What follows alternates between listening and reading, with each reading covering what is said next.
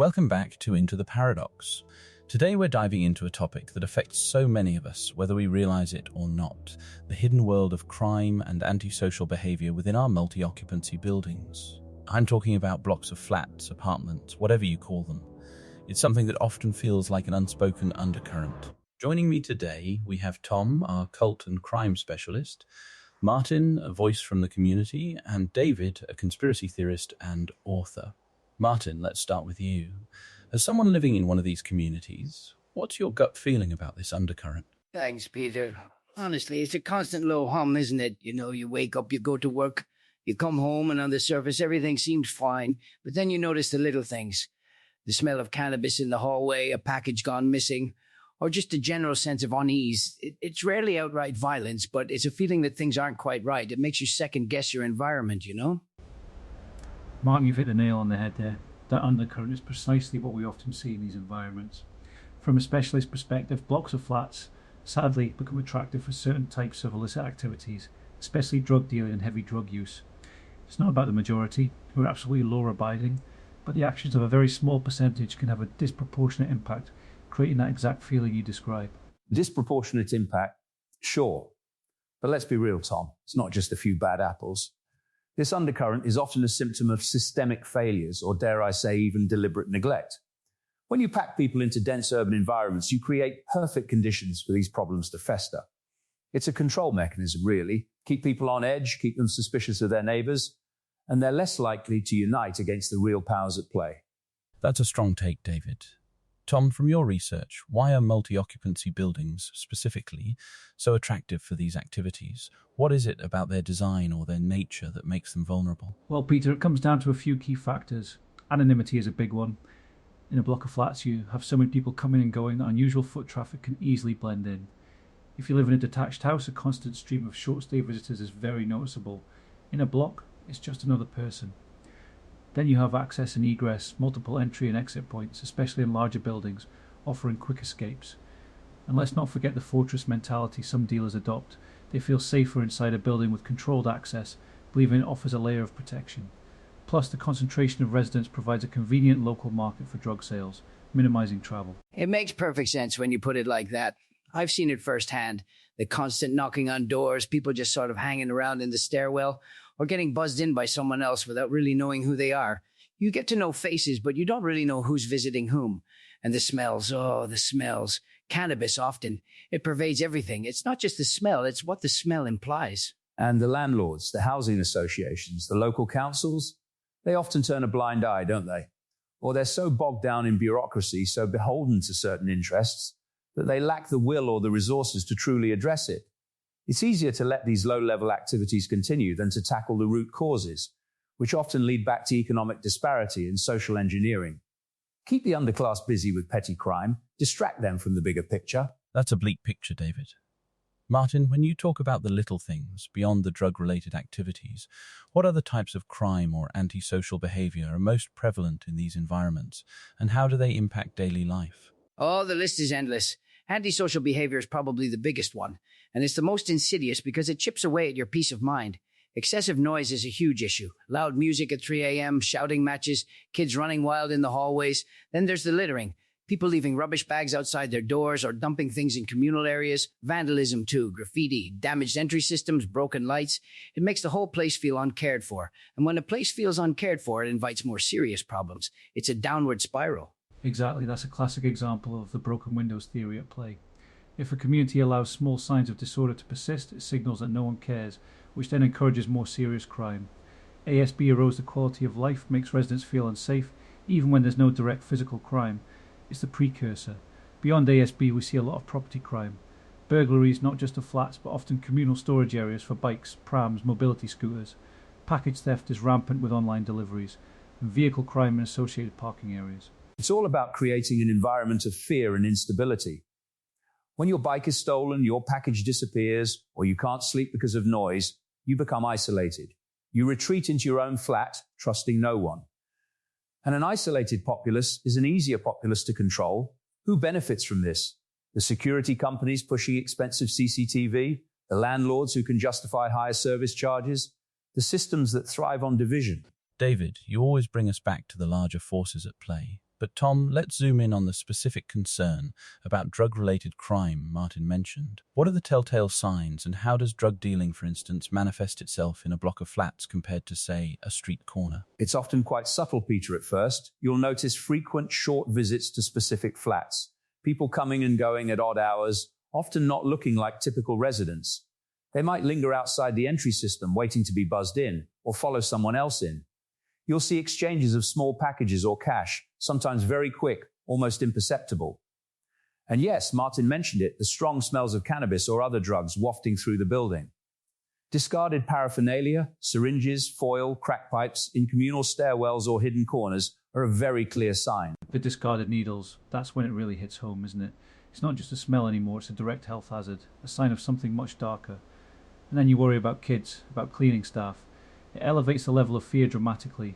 It goes from an annoyance to a genuine safety concern. And you start recognizing faces that aren't residents but are always there, always doing those quick visits. You just know. And the authorities will tell you it's a complex issue, but it's not. It's a managed issue. They allow certain areas to become drug hubs because it keeps a segment of the population disenfranchised, dependent, and out of the way.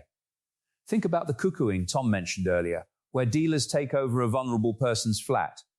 That's not just opportunistic crime, it's a systemic exploitation, often overlooked by social services or housing agencies until it's too late. It's easier to maintain this crime culture than to uplift these communities. Cuckooing is a particularly disturbing aspect of this. Tom, could you elaborate on that and how drug dealing can lead to other, more violent crimes within these blocks? Certainly, Peter. Cuckooing is a prime example of exploitation. Dealers will target vulnerable individuals, often elderly, disabled, or those struggling with addiction themselves, befriend them, and then gradually take over their flat as a base of operations. The victim effectively becomes a prisoner in their own home, often coerced or threatened. This activity often brings with it other issues, violence from disputes over territory or debts, intimidation, and sometimes even child exploitation, grooming young people to act as runners. The undercurrent isn't just about drugs, it's about the web of associated criminality that comes with it, impacting everything from domestic violence occurring behind closed doors to assaults stemming from escalating ASB disputes. It's a terrifying thought. You see someone who's maybe a bit reclusive, then suddenly you see new faces constantly going in and out of their flat, or their curtains are always drawn. You wonder, but what can you do? You don't want to get involved directly because of the fear of retaliation. It's a very real concern for residents. That fear of confrontation is what keeps people quiet, and that's exactly what these criminals rely on. Precisely. The fear is the glue. It's not just the criminals who benefit from that fear, but also the authorities who can then justify more surveillance, more control. They'll tell you it's for your safety, but is it really? Or is it about expanding their reach? Remember, a population living in fear is a population that accepts less freedom in exchange for perceived security. And often, that security is an illusion. That's a provocative point, David. Tom, what are the factors that generally influence crime rates in a block of flats? Is it purely about the demographics, or are there other elements at play like building management or security features? It's a complex interplay, Peter. Demographics play a part, of course. A student block will have different issues than a family-oriented block or one for the elderly. But equally, if not more important, are the physical and social infrastructures. Location is huge. A block in a high crime area will likely reflect that. But crucially, it's about building management and security. Effective, responsive management, clear rules, and consistent enforcement are vital. Physical security like well-maintained controlled entry systems, good lighting, especially in communal areas, CCTV, and critically monitored CCTV, secure windows and doors, all these deter crime. And frankly, a well-maintained, clean building signals that people care, which itself deters vandalism and criminal activity. That's so true. I've lived in places where the management just didn't care. Broken entry system for months, lights out in the stairwell, graffiti never cleaned. And you see the decline happening so fast. Then I've lived in places where the residents themselves got organized, a strong residents association, a neighborhood watch, even just people talking to each other, looking out for each other. That makes an incredible difference. It creates a sense of ownership and community cohesion that criminals really struggle to penetrate. Community cohesion is a wonderful idea, Martin. But how often is it truly organic, and how often is it a top-down initiative designed to create a sense of local vigilance that can then be co-opted for other purposes?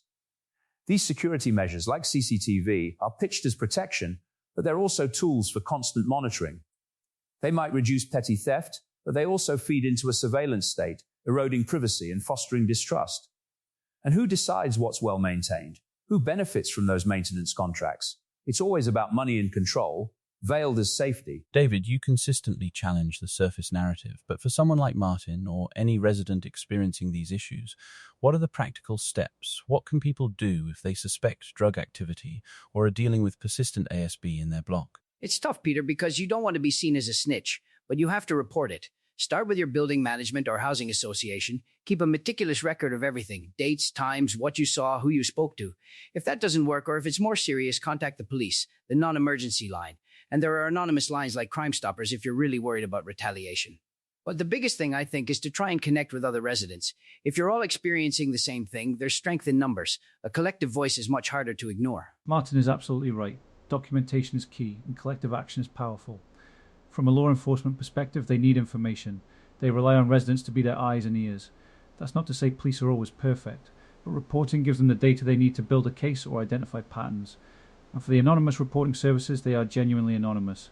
That fear of retaliation is very real, but these services exist to bridge that gap and ensure vital intelligence reaches the authorities without putting individuals at risk. Report, report, report. And then what? You become a data point in a system that may or may not care. Or worse, you become flagged, a person of interest yourself for vigilance. The police are often overwhelmed, or their priorities lie elsewhere. And the management companies? They're often incentivized to keep things quiet, to avoid reputational damage rather than truly solve the underlying issues.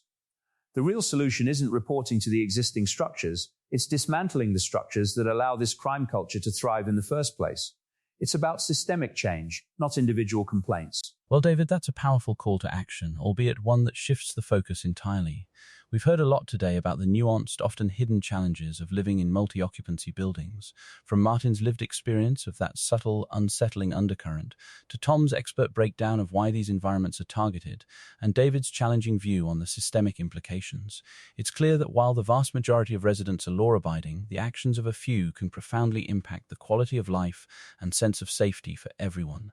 It's a reminder that our communities, even within the walls of a single building, are complex ecosystems. Martin, any final thought on hope or despair? Hope, Peter. Always hope. Because I've seen communities come together. I've seen things improve when people decide enough is enough. It takes courage, but it's possible. I second that. Informed communities are empowered communities. Understanding the dynamics is the first step towards effective solutions. Hope is a powerful motivator for change, but don't let it blind you to the mechanisms of control. Always question the narrative, always look deeper. The paradox is that the solutions are often closer than you think, but you're told to look elsewhere. Food for thought, as always. Martin, Tom, David, thank you all for this incredibly insightful and often challenging discussion. It's certainly given our listeners a lot to reflect on. And to all of you tuning in, thank you for joining us on Into the Paradox. We'll catch you next time.